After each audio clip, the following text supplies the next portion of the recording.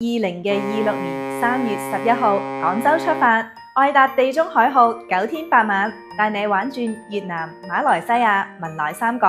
8.6萬噸嘅大船